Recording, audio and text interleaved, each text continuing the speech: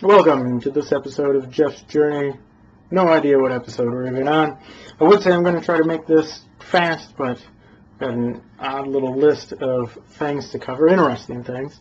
So going ways back now, a few weeks ago, almost near the beginning of November, I guess, I went to Comic-Con just Friday in Grand Rapids. And that was awesome. That was my first Comic-Con I've ever gone to. And it was cool. I'd like to get into that stuff and dress up and whatnot. I don't know if I ever will. But Michael Golden was there, and I got to see his panel. The panels are awesome. He invented Rogue from X-Men, originally as a villain. He's a very successful commercial designer. He's a weird, interesting guy, super intelligent, weird story. He got, right before he's going to graduate from college, he got kicked out for misbehavior, something he wouldn't say what it was. We tried to get that out of him. And then he hopped on his motorcycle and started randomly driving around the country doing tattoos, designing tattoos for people just to make a living. And eventually his motorcycle was breaking down. He said he started hitchhiking.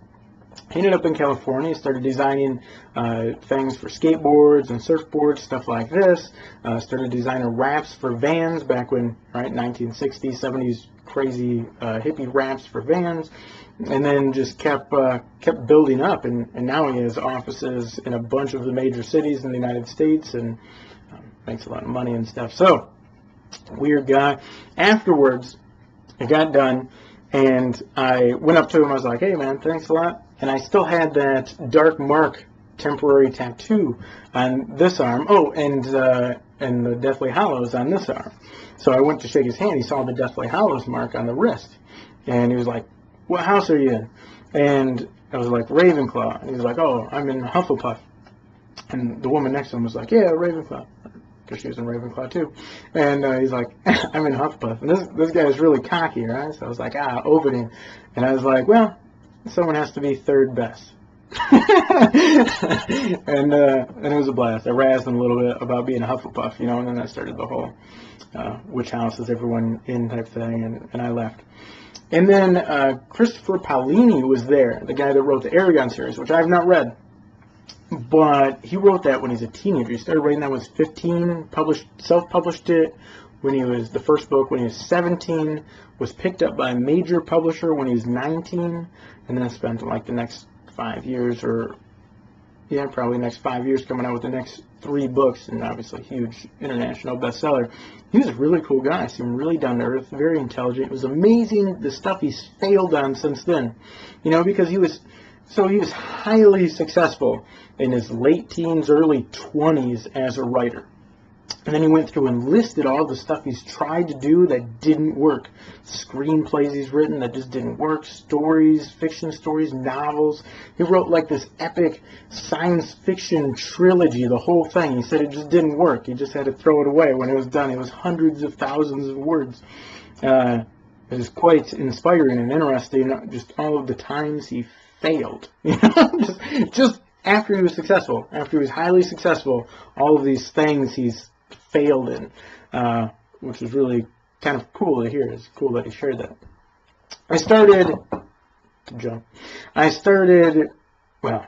The Comic-Con was awesome. It was like a medium-sized con, and it would be awesome to go to a big one, because the medium-sized one in Grand Rapids was pretty awesome. I talked to a bunch of authors and stuff. It was super interesting.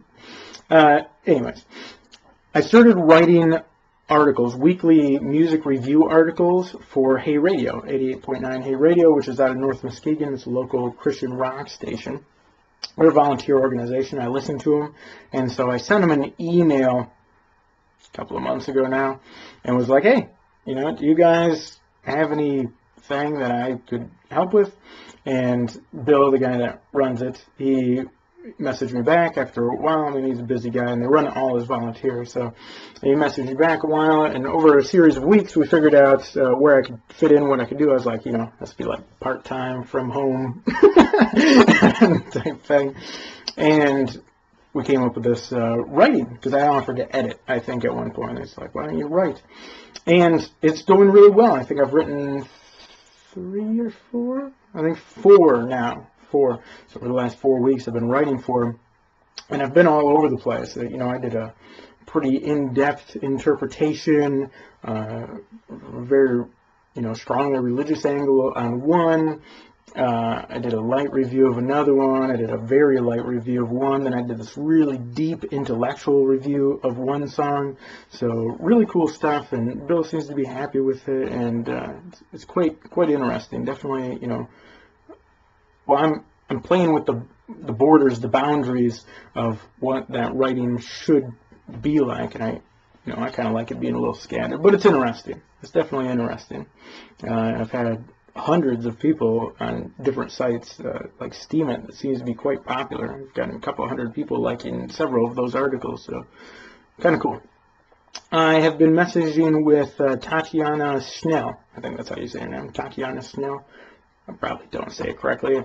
You know, I had this friend in California when I was out there for the computer coding school at 42, Payush. And, I mean, we worked on me saying his name so many times. And there was another guy, Bogdan, right? Payush is from India, Bogdan was from Romania. And there's another one from Moldova. And geez, what was his name? He was one of my team members on one of the group projects. I think we called him Eugene, but it wasn't actually Eugene. Anyways, I have problems pronouncing other people's names with the accent. I can't even hear the difference between how they're saying it and how I'm saying it. A lot of times, you know, and the friend I have in Russia that I'm doing the horror story anthology with, Oleg, which is coming along nicely, by the way. You're supposed to like say his name with like a Swedish accent, I think he said, and Oleg. I do not say it correctly. It's got to be close. It's only 4 letters. I guess I can't quite get it correct. But as long as we're hitting on that, that is going really well. We got the cover design. He's got the groups on Facebook all made and everything. I edited like 30 of the 50 bios we'll have to do. I got my bio completed, which was quite a project. I got my story completed, which was a decent project. The bio was a bigger project. The bio, I wrote it, you know, and I always found bios weird. I find bios of other people weird. I find any bios I've ever tried to make for myself weird. And so I wrote this thing. I wrote like 2 or 3 blog articles on writing this darn bio, and I got it out there. And then my Aunt Karen and my mom both said they did not think that the line that said I wasn't eccentric sounded sarcastic, which I meant it to be sarcastic. You know, obviously I am eccentric. And so I was like, well, I have to dive back into it and work on this darn bio again. And it's just, you know, it just ended up being like a chaotic mess, and I couldn't really get a good perspective on it. So I published it. I had to cut 10 words because I was at like 110 words. It had to be 100 words. And I published or posted it in like 20 Facebook groups, 20 Facebook writing groups. And I was like, I have to cut 10 words from this. Like, what would you cut? And on my own page, and holy crap, dozens and dozens of responses rained down from the Facebook. And you know, some of them were like, you're an idiot, this writing sucks. and then other ones were like, this guy sounds amazing, he sounds like the most interesting guy in the world. And then other ones were all sorts of in between. Some people rewrote the saying, some things were just incoherent, like they didn't make any sense that people were trying to write. It was crazy trying to collate all that information and kind of figure it out. It really reminded me of working with beta writers, not alpha writers, or readers. So writers will write, and then they send their work out, have other people read it and make notes for them, this type of stuff, and send it back to them. Then they change the writing to make it better communication. You know, I mean, Jim Butcher, Brandon Sanderson, Patrick Rothfuss, all these guys do this. And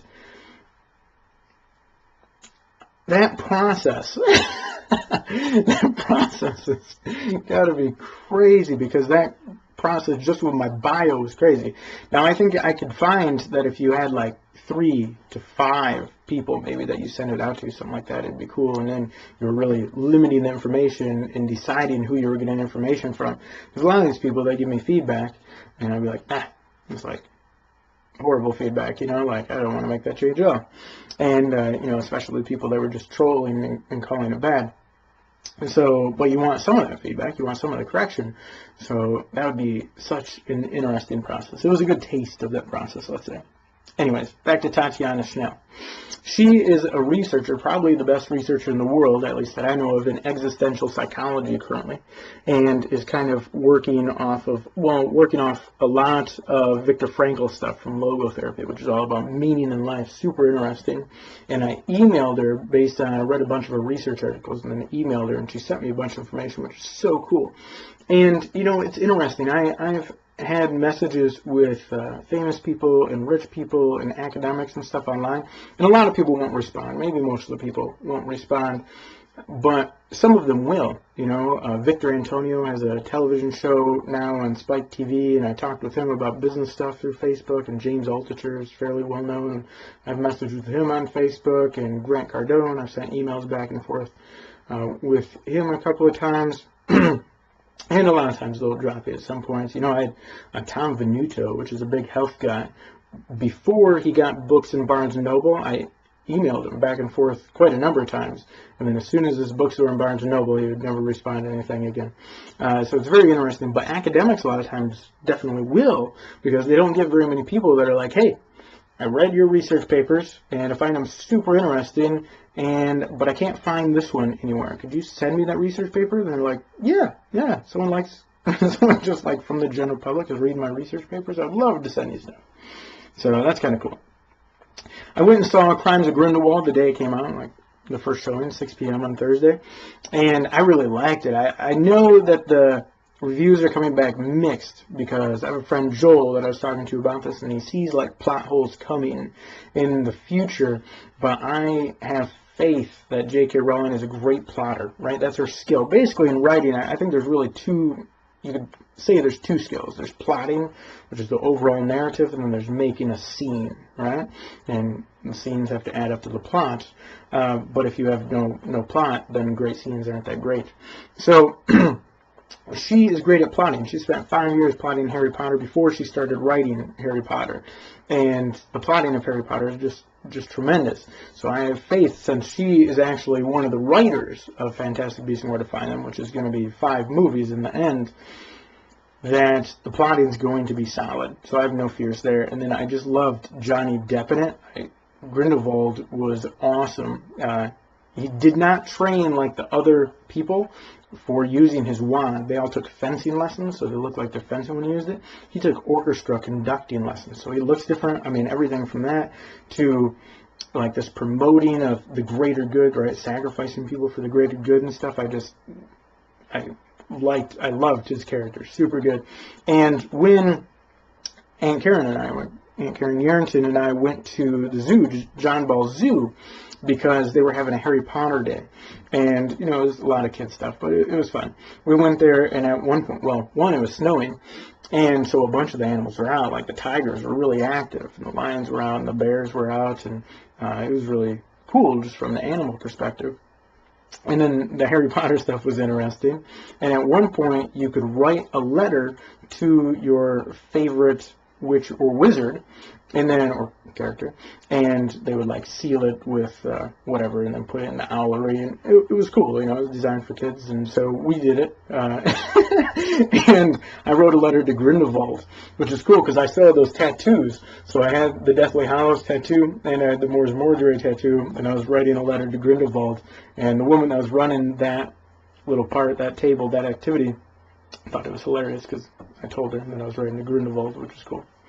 And then also, wow, all right, the first time it snowed, there was like a decent sized coating of snow on the roads, and my car would not go straight. All right, I have that rear wheel drive, a Lincoln Town Car, Cartier from 1995, and the rear wheel only, I had a little bit of weight in the back, but not very much that I put back there, and my tires were not very good at all. And it would not drive straight down the road. The tires were getting so little grip. I was like drifting. I was drifting the entire time I was driving. It would not go straight on the snow. And there was a big fiasco with getting the tires right down here at the Twin Lake Auto place. The guy, he seems like a really good guy, Keith and stuff. Went down there, ordered tires, which was, I knew the expense was coming, but it's still a lot of an expense for a little over $300. So not too bad, but not a small ticket item, tires. And so tires are coming in, and I was like, I need them as fast as we can get them on here, which everyone else does at that time of the year too, because everyone's been procrastinating just like I was, putting it off. And I had done a lot of running that weekend. So I get there on Friday, because I went on Thursday, ordered them, got them the next day. Friday, I go in, and you can't find them. And I'm like, yeah, that's not good. I have a lot of running to do over the weekend, which was right. I went to the zoo and stuff there.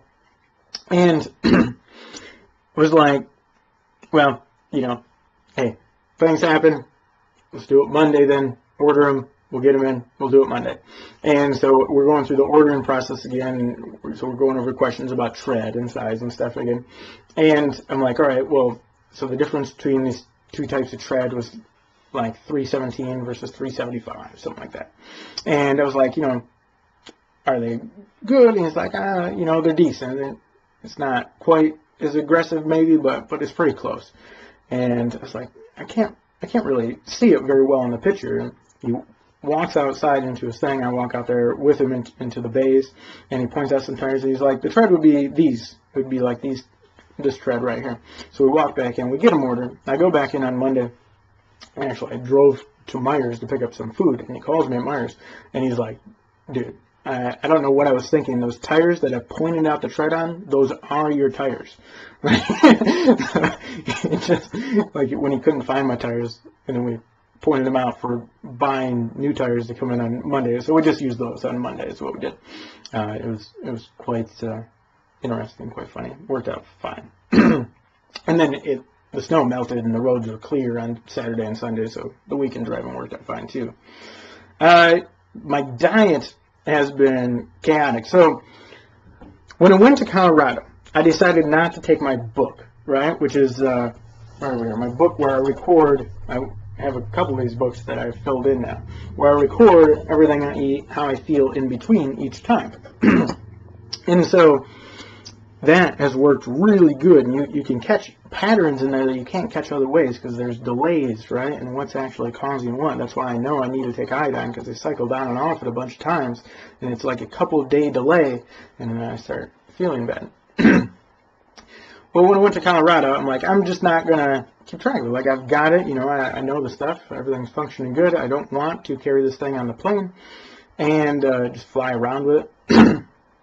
And maybe, I don't need it. I shouldn't need to record every time I eat and all the stuff in between and whatnot. I've got it down, right? So my diet on the trip went fine and everything. Oh, my throat's a little dry. My diet on the trip went fine and everything. I come back, and then I was like, I think I can just not do that anymore. Like, if I need to start figuring out patterns again, I can start doing that again. But I'm just going to drop it for now and see how it goes. And so I dropped it for like 2 weeks, and I could not maintain a steady diet. Like, I needed the third-person perspective, like the external objective view, even though I was just recording it and not even looking at it. I'm not reviewing it because I didn't need anything to review for quite a while now. So it didn't work. So then I started recording again, a few weeks ago. And now I've been recording everything. And I just record the time, what I'm doing, what I'm eating, how I'm feeling, right? Kind of everything. And during the last couple of weeks, I've become much more productive, like in my writing. And it's very interesting. It's just kind of that objective view. Like, I'm not even reviewing it. It's just that the fact that I'm writing it down is like a third-party record, I guess. I've become more productive, which is interesting. Although I kind of completely mentally fell apart over the last couple of days, which happens sometimes, and I'm not always sure why. But a little thing leads to a little other thing, and then it's like a feed-forward mechanism, and just my mind can kind of like crack and go out of control. Anyways, and I can kind of like lose it for a couple of days, and then usually it'll come back. And then for Thanksgiving, there were 3 days where I essentially just ate like a normal person would over Thanksgiving. And wow, that was, I mean, all my joints ached so bad and I'm still kind of coming off it. So like for a couple of weeks, it was bad. That messed everything up, man. So I cannot eat like a normal person. And I still think it's the fiber that causes the most damage, oddly enough. Seems to be correlated, at least. Also, ever since I got back for like a month, not so much anymore, but for almost a month after I got back from the alligator wrestling thing, I had like a little shuddering thing, right? Like you couldn't see it, but it felt like my hand was shuddering. But my body in general, just like this, my body just felt unstable, like it was quaking just a little bit, the whole thing. And I wonder if that was some sort of hormonal thing, some sort of pressure with the cerebral spinal fluid in the head from the flight. I'm not sure exactly what that was about. Still not sure. So, but there was that weird little shuddering for a few weeks. Very weird. I'm going to have a hard time. I write down such little notes and I do this for writing ideas too. I always try to write down writing ideas, but I write down such little notes that I have such clear thinking about usually when I'm doing it. Sometimes I look back and I do not know what I intended to say or what I intended to write or what the idea really was. Most of the time that doesn't happen, but sometimes that happens. I unapplied for disability because I applied for that a long time ago, but it was like 18 months after I got back from Africa. And, I figured out all the spine stuff and whatnot, and I just couldn't fix it. I was just getting worse. My memory, short and long term, was declining, and everything was just getting bad. And I was like, wow, this is, there might not be any coming out of this. So I might as well just get like the disability thing underway here, and because that money will be nice as I slowly lose my mind and then die in the near future. And now that I've been able to kind of pull myself out of this over the last like 18 months since then, the disability, they rejected me like right away, like a month or two, some short time period. They rejected me. And then I appealed, and then that appeal process has been going on since like forever. And they finally sent me the thing that we have like a court date. I was like, I don't need this anymore. I've been working on fixing my health problems this whole time, and I've been making progress. So I wrote out a little thing on the form saying, no, but in a more detailed format. I've been feeling less of a reading or adventure compulsion. I really am. Ever since getting back from the Colorado trip with that wrestling alligators, which was awesome, right? Wrestling alligators was awesome. I have this picture next to me because I show it to my kids sometimes when I'm teaching, right? Alligator. Dun, dun, dun, dun, dun, dun. I don't feel a strong, or not as strong, definitely less strong, compulsion to adventure. Right? I always felt like this drive, like, I want to go do stuff. And I still would like to go to Europe. It'd be cool to arrange living in France for like 3 months, teaching, like I did at one time I just wasn't able to do. It'd be cool just to do a trip to Iceland and Ireland. I think there's issues with it, because it seems like the plane ride gave me more issues than the actual wrestling of alligators, at least, well, as far as I could tell. And that means hopping around on a plane through Europe. Well, getting to Europe is a longer flight, right? Like probably a 7-8 hour flight to Iceland, something like that. And then start hopping around Europe on flights, which you can do for relatively cheap. Would not work out because it'd take me a few days to recover, maybe more than a few days to recover between each flight, and it just wouldn't work out very good. So a longer term trip would actually work out better, but that's hard to organize finance-wise. Now, if I arranged for someone to cover room and board, if I was giving them private English tutoring lessons, which I could do in France probably. I mean, I arranged that once before when I wasn't able to do it, so I could probably arrange it again. I still have issues with, I would need to find a chiropractor there and get adjustments that work, which maybe I could do. But I'm not feeling as driven for the adventures, just in general. Overall, I mean, even for like scuba diving with sharks, which has been on the list for a long time, it's like, it'd be cool, but I don't need to do it which is a kind of a weird feeling for me. I don't feel that adventure compulsion. And almost the same thing with reading. I read every day still, usually a couple of books a day, not completing a couple of books a day. I read from or within a couple of books a day. And I still complete books on a regular basis. You know, every few days I'm usually completing a book. But I don't, it's not like a default. I don't feel the compulsion to read like I used to, which is a major change and really weird. I've been working a little bit with active imagination. I don't know why that difference in compulsion is occurring or happening, but I think it's probably good. You know, to some extent, I think what is happening, which would be a good thing, so I'm kind of hoping it's happening, is that my primary values are changing, right? So if you take Viktor Frankl's work, there's 3 types of primary values: creative, experiential, attitudinal values. And my primary drive for value, for meaning, has seemed to be through experience, right? I want to experience a lot of stuff, and just for experiencing it. And then I want to experience a lot of cool stuff because it's cool, and it's cooler to experience cool stuff than not cool stuff. But overall, this drive to experience stuff has been my primary motivation for action, I guess, kind of just in life. And it would be better if my drives were probably for more creating of stuff, which has not been very strong. You know, I feel like creating stuff sometimes, but it's not consistently strong. And then attitude, right? The attitude, the way you approach things. This is the thing that can give meaning in all circumstances. You know, if you're losing your ability to experience and create stuff, you can still choose how you're approaching a situation you can't get yourself out of, some sort of horrible disease, whatever it is. And so there's still some meaning, and to a large extent, you know, possibly attitudinal values are the greatest meaning in life in all circumstances.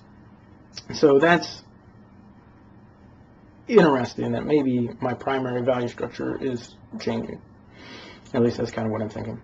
I've been playing a little bit with active imagination, but to a large extent I'm afraid of it, which is a technique from Carl Jung, where you essentially take a fantasy setting that you can take from a dream people often use. Sometimes stuff just comes up, or you can just take something else from a book or a movie or whatever. You focus on it, you put yourself into it.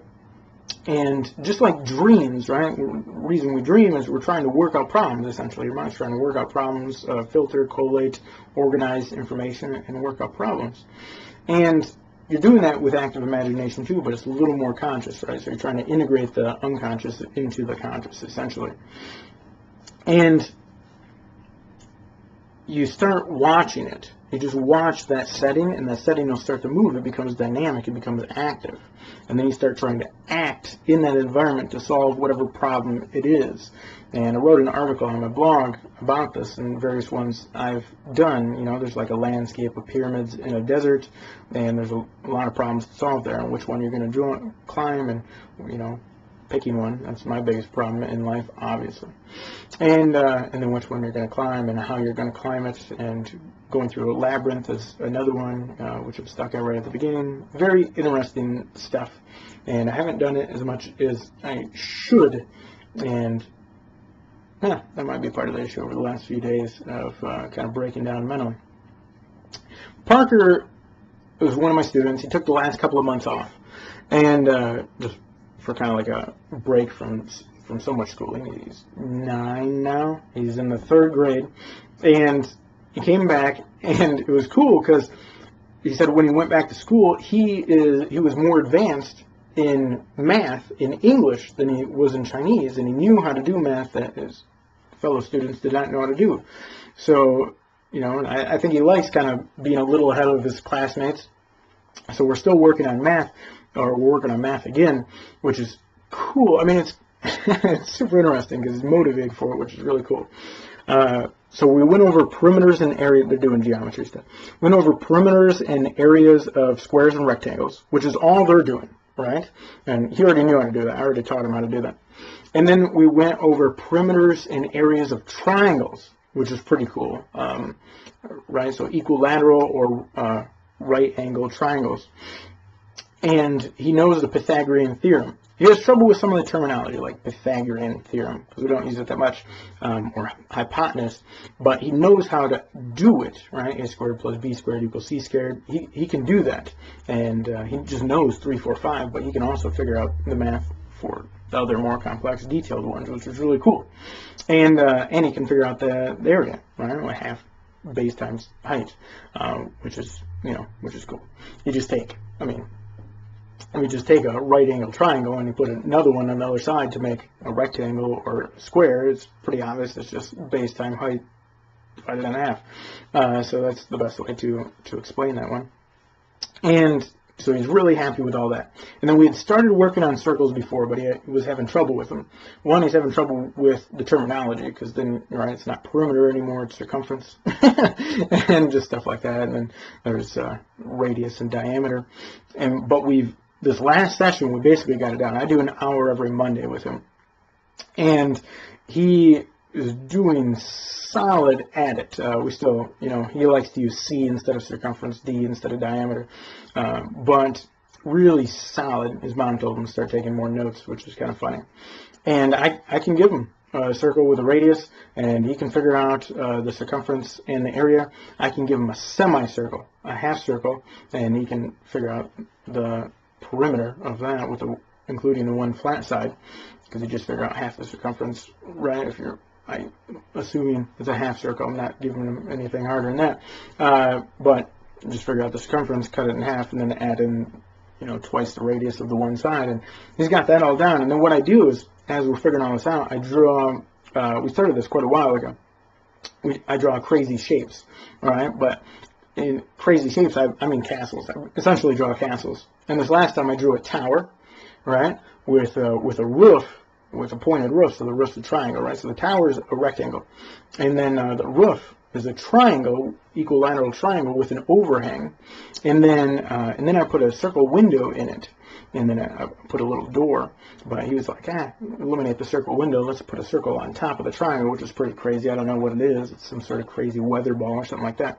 And then I give him like half the numbers, but enough so he can figure out the other half of the numbers of all the sides of the lengths and stuff. And then you can figure out the parameters, or perimeters, and then he can figure out the areas too. And so we do all that, and then we start off with him telling me about the day, because he needs conversation practice too, and then we end with him making up a story about this tower, right? I draw like a little stick figure, and then I made up a story about this guy fighting a dragon with a pen or something, or this woman shooting a dragon with a pen, I think is what happened. But yeah, pretty awesome. So it's really interesting. He's my first student ever. I got him 2 years ago, over 2 years ago, and I've had him ever since, almost every week, except for the last couple of months that he took off. And yeah, really cool. So I still have my first student ever, which is pretty wild. Been thinking about business stuff because I need to resolve my finances. So I have a few issues with finances. Maybe that's an understatement. But I have a few issues with income moving forward. And I am teaching through the two companies still. I've been thinking about applying at another company, but they're also passing laws. Right? China's really sealing itself off. They're also passing laws to limit the stuff through China, who can teach there. And so I don't know if that'll be cut off here in the near future. I'm going through the paperwork with one of the companies I work for now.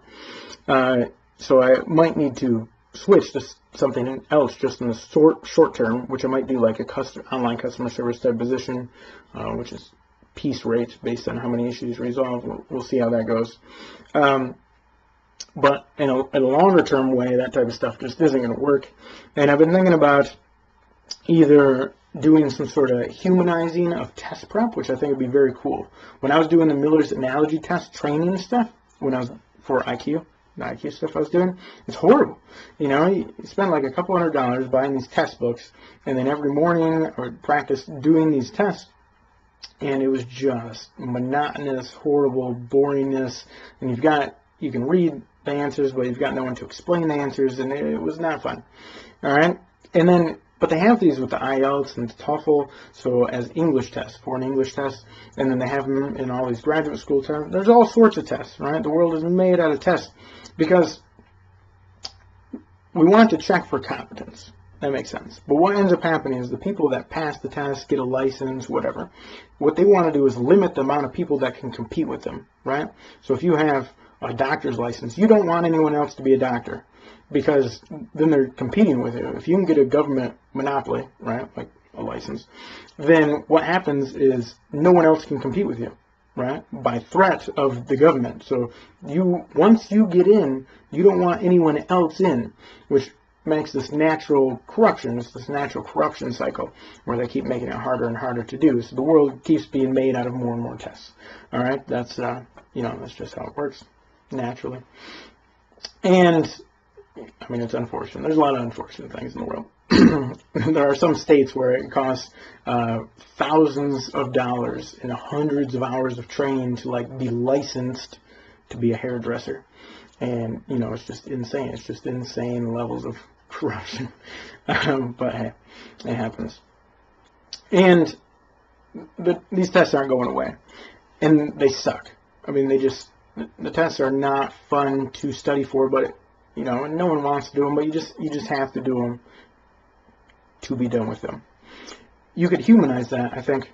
I don't think it would be that hard to do. I'm not sure if there's a huge market demand for it or not. I mean, that's what you would find out. I think there could be, though, based on my experience with going through the test prep stuff. And it would just be like this. So for the English test, you go on there, I take a test, and I take a video, screenshot my video as I'm taking the test, and so I read all the questions, read all the answers, go through, and answer all the stuff, maybe explain some of why I'm answering certain stuff. Then we look through the answers together and figure out what's right, what's wrong, and we kind of break it down. Bam, that's the whole thing. Now you're learning from a native speaker how they're thinking about the words and sentence paragraph, what their feeling is, and you can absorb it a little more passively, and it's a little more engaging because it's with a person. And now you can do the same thing with an interview. So I get someone else that's actually looking at taking a TOEFL or IELTS test or whatever it is, or math, and they sit down with me, and we go through it together, essentially, and then especially the answers together, and they explain why they answered the way they did, and I explain how I would have answered, and right, we work these things out as a dialogue, and that's so much more engaging. I think you could learn so much more faster in a more entertaining and engaging way that I think it should be a business model. It should be there, and humanize some stuff, bring the human element back into it instead of making the human into a machine. Right? The humans should be using the machines, programming the machines, changing the machines, rather than being the machines so much, if we can, right? If we can. And then the other thing is the health stuff I was thinking about. I mean, I've come up with some very weird health solutions, and there's also a way that I came up with those by doing all this tracking and things like this. So part of the issue with people with weird health issues, right? Spinal deformity, stuff like this, got sick in Africa, major digestive damage, stuff like that. They're odd.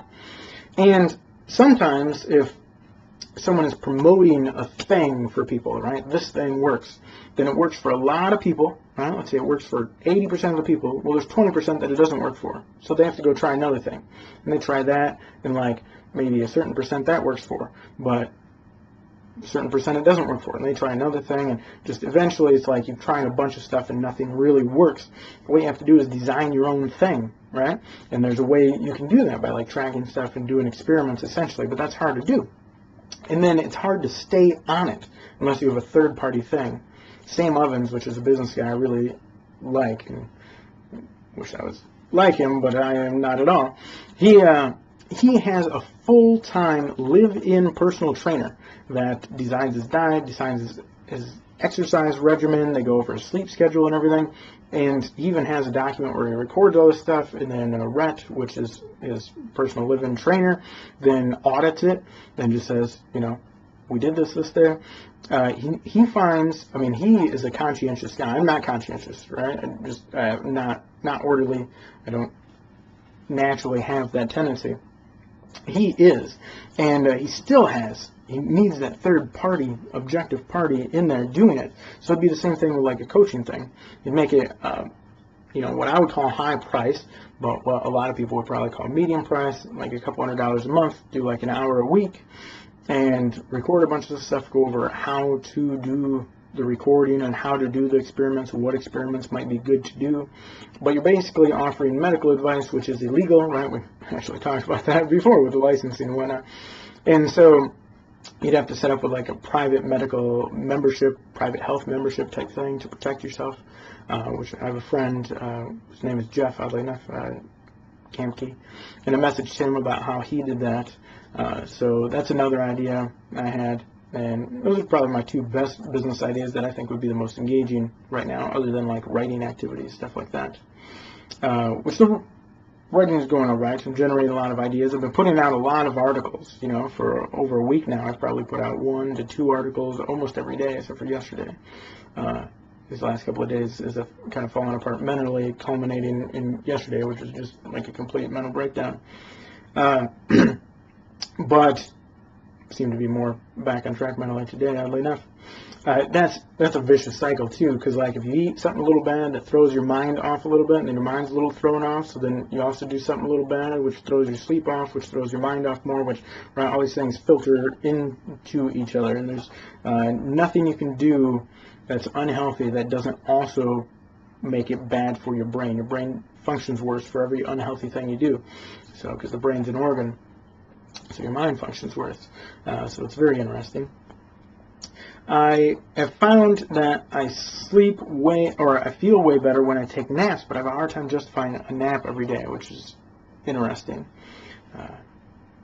Yeah, just interesting. But as I've been writing more, I've been sleeping better, but then I became obsessed with that one article, that Hey Radio 88.9 article that was super long and intellectual. It goes into all this stuff. And so I had taken a little nap that day, not too much, a couple hours. So, you know, decent. But, so I stayed up really late to get that done because I wanted to get it done, and that threw off my sleep schedule. That was a couple of days ago, and that might be what's been throwing me off these last couple of days, where I haven't really been able to recover very well. And other stuff. I went to... It's ironic that I have a note on here that says Games, Coffee, Memory, Patchy. And I can't remember what that memory was about exactly. Very weird. But my memory is patchy too. There's just some blank points. I've gotten lost driving a number of times on roads I've driven a lot. And there's just some black patches that are just gone, and which are noticeable, which always makes you wonder what's gone that you don't notice, which is interesting. I had a court appearance for the ticket that I got for rolling the stop sign. And I explained it to the judge from my perspective, and he explained some of the technicality of the law, and I think it was supposed to be a $100 fine, then he dropped to $75. So it was interesting. It was kind of cool going in. Well, and funny thing is, so I go in, and it's 8:30, you have to be in courtroom 5, right, in Muskegon. And so I go in, go to courtroom 5, and there's like a sign that says in session. I'm wondering if that sign lights up when they're actually in session. I'm like, wow, already in session this morning. So I opened the door slowly, and it's just pitch black in this courtroom. And I looked around, and I closed it, and got my paper out. I'm like, courtroom 5, 8:30. It says, don't be late, right? And like these huge letters. And I was like, you know, well, I'm like 15 minutes early, but that's not that early. So I'm going in. I got to verify I was in the right spot, floor 1, courtroom 5. And so I just go in, and as I'm walking in, I took like 3, 4, 5 steps into the room, and then lights get down. They were automatic sensory lights, but they were not very sensitive. So I got most of the way in the room because I was like, you know, if I'm just sitting in a dark courtroom when the judge comes in, I'm going to seem really weird, right? I'm going to seem like a creeper, and don't really want to give that impression right before I have a court hearing with him. But if he goes in there and I'm not in there where I'm supposed to be when I'm supposed to be, like, that's not going to go well either. So it was weird. And then I guess no one arrives early to their court cases, oddly enough. There was one woman that didn't show up. But there was one other woman that couldn't resolve it as like a side issue, so she had to have the informal hearing as well. And she got her thing resolved and whatnot. And then I was getting pork steaks at Jack's, which is the local gas station in Twin Lake. And they have a really good meat department. They employ 2 butchers there. And I prefer their pork steaks, actually, compared to Myers. They cut them really thin, and I just like them. And I like pork steak. It's like the darker pork meat. And the fat is more dispersed throughout the meat rather than just in certain areas. Anyway, so I was buying pork steaks, and I saw that girl the next day. Yeah, I was like, hey. And she was like, hey. And then we talked for a while. It's pretty funny. Weird coincidence. Let's see. Oh, the holidays got jump started right at the beginning of December.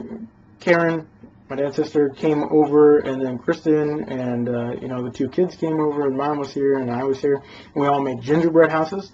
And I'm so bad at these types of things, like little crafty things. Bad at that stuff. I've gotten more used to doing it over the years. I was never into it before, but now I think I handle it just fine.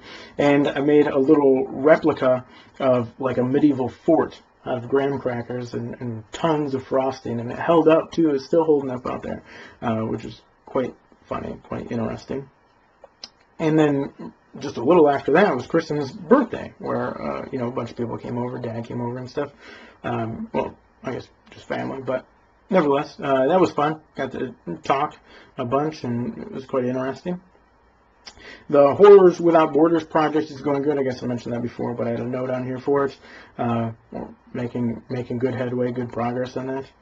And, I mean, Oleg really has some very legitimate people that are published authors and decently well known in Russia and stuff. It's pretty cool.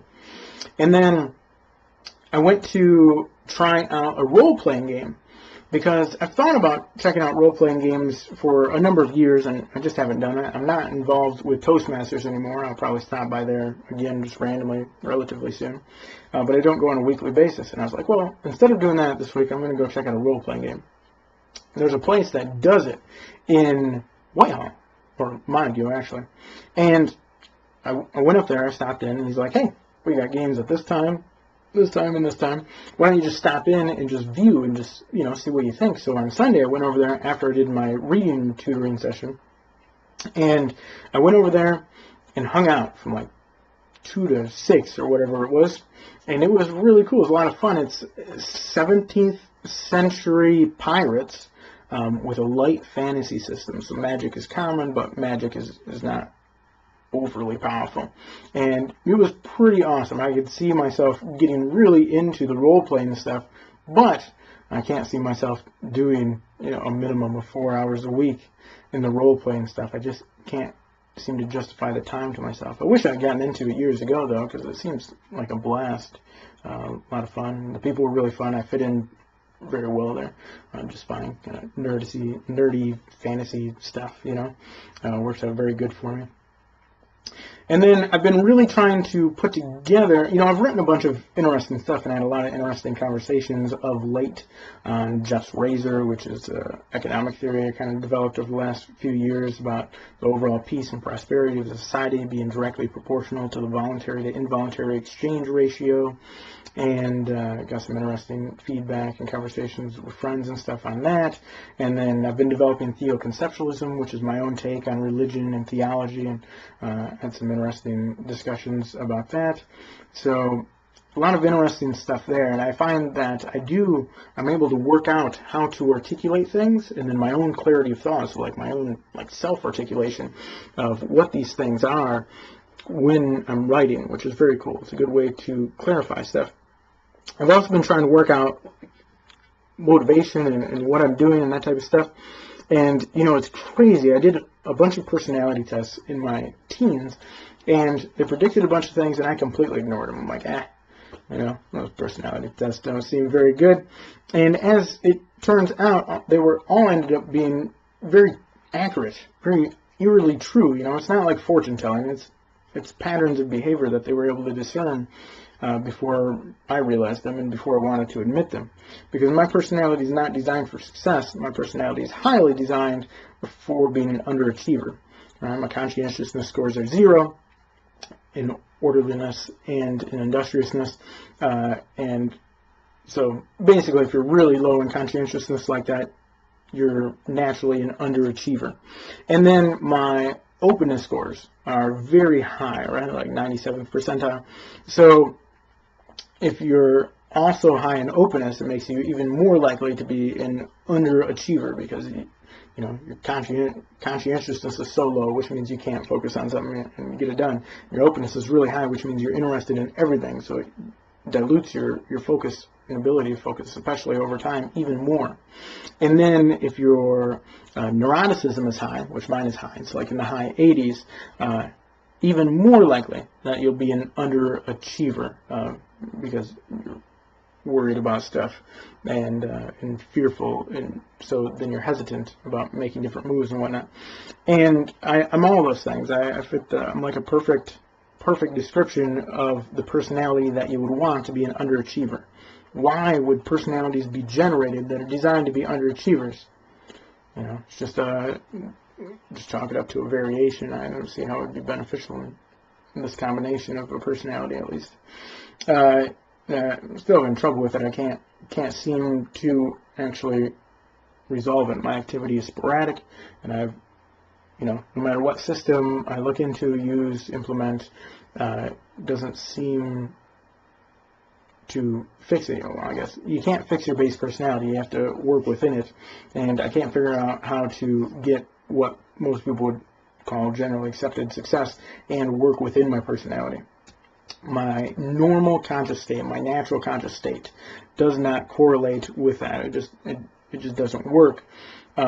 So I guess if I was consistently in an altered conscious state, I could, which I can be in for a while, but that might be part of the issue I've had over the last few days here, where I kind of mentally unraveled, is that for like a week before that, I was kind of in this altered conscious state of productivity. I was getting stuff done, a lot of writing done. I was really starting to plan things out in life, and I was like conscientious, but I'm not naturally conscientious, and I was kind of closed-minded, kind of closed off, but I'm not. I'm naturally super high in openness, and I wasn't too worried about the future, but I'm not. I naturally am with high neuroticism, and it just kind of like I tried to force another personality to act like another personality for like a week, and then it compensated over the last few days.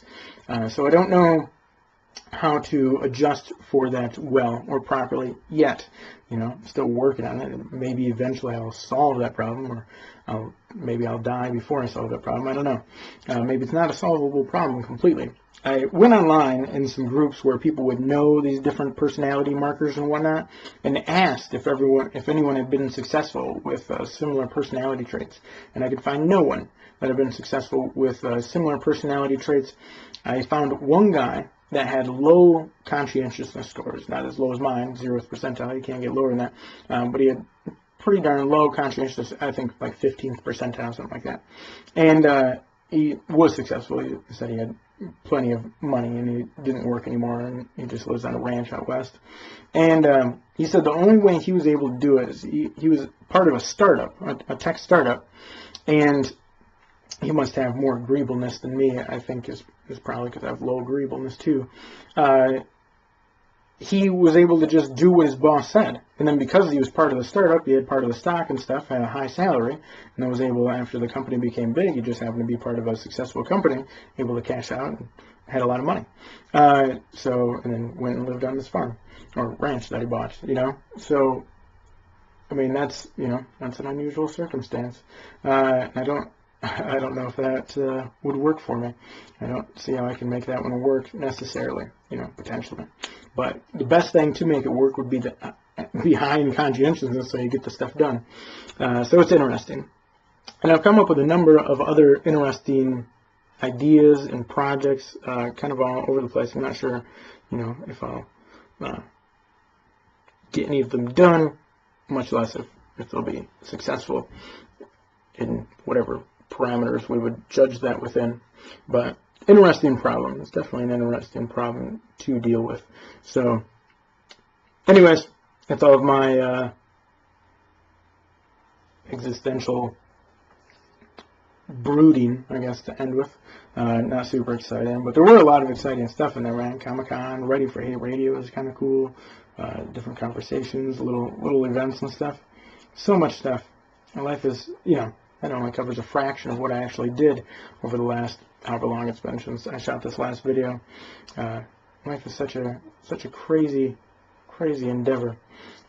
Quite a weird journey. Anyways, until next time, this is Jeff signing off. Peace.